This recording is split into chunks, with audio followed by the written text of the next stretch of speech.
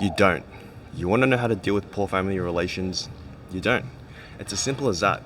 If you come from a family that's not supportive, that doesn't treat you well, or leaves you feeling drained every time you're around them, the best way to deal with it isn't to try and fix them.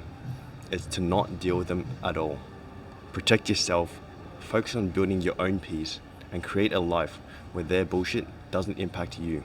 And that's the single most important piece of advice I can give you after living in a house where I never truly felt happy.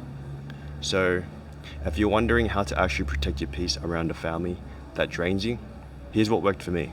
The first thing I did was I stopped trying to change my family. And trust me when I say this, I've tried. I would have put in all this effort hoping they'd see things differently.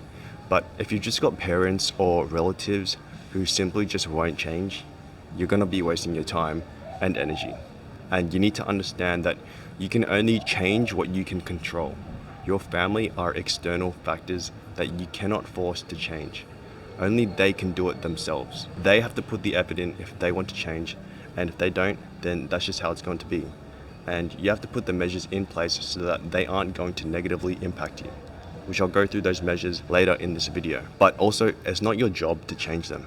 Your job is to live the life you want to live and do whatever makes you feel happy and fulfilled. And so the second thing we can do is to accept the reality of the relationship. Sometimes the hardest but the most freeing thing is acknowledgement. And I'm not gonna lie, this one was tough for me because I used to always hold on to this hope that things could be different, that my family would suddenly start learning from their mistakes or behaving the way that I wanted, or that I could somehow fix the relationship. But the truth is, some relationships may never be what you want them to be. And acceptance doesn't mean like giving up on them or being cold. It just means choosing your peace over constant frustration. It means recognizing their limits and realizing that your energy is too valuable to spend on trying to change something that might never change. And honestly, once you start accepting that, a huge weight lifts off your shoulders. And this leads to the third thing and the first measure we can put in place, which is to limit our interactions with the people who are taking away from our peace. And this is something that I've been implementing in my own life. It's not something that I really wanted to do, but if it's really causing you to have poor mental health, then you have to prioritize your own health and well-being over anything else. And as you should. You can't save anyone if you can't save yourself. So by doing this, we protect our mental energy and we can put more focus towards other productive things in life. And on that note, another thing I started doing is that I stopped attending family events, because to be honest, it makes no sense for you to keep going to family events if you already know that you're going to have a shit time. There's no point in going if you know the interactions you have are just going to annoy you or make you depressed. Don't feel obliged to go if you don't want to. You're free to live the life however you want. If there are some relatives in the family that you do like, then you can just organize to hang out with them separately.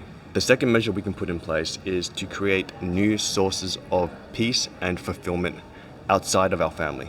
And for me, this has always been fitness. It's not just about building muscle. It was like one of the first few places I actually felt in control of my own life.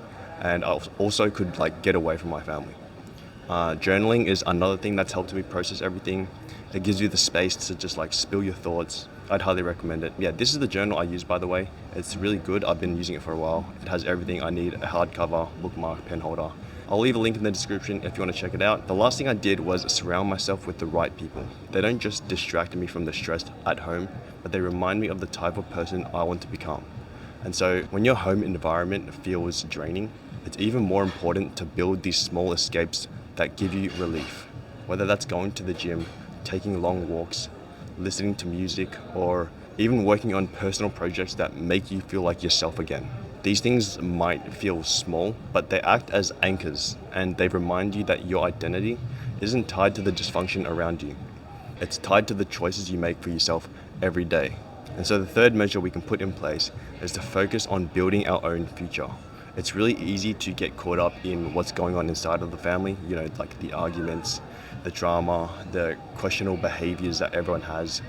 But the more energy you put into that, the less energy you have to create a life outside of it. And for me, shifting my focus towards the future was the key. I started asking myself, What kind of life do I want to build for myself? What kind of person do I want to become? And then I started putting the work into that. And right now I'm still in the middle of building that. But over time, this is going to give me the physical and mental distance away from my family. And that's really the goal here. It's not to win against them, but to set yourself up with enough independence and fulfillment that you don't have to rely on them anymore. And at the end of the day, you can't choose the family you were born into, but you can choose what you do next. Protect your peace, invest in yourself, and slowly, over time, you'll create the space to truly live your life on your own terms. And if you want to know how you can start making the best decisions for your life, click on this video here. If you want to support me, hit that like and subscribe button. Check out all my links in the description below. Let me know your thoughts in the comments and any other pieces of advice that worked for you. I would love to know, and with that, I will see you all in the next one.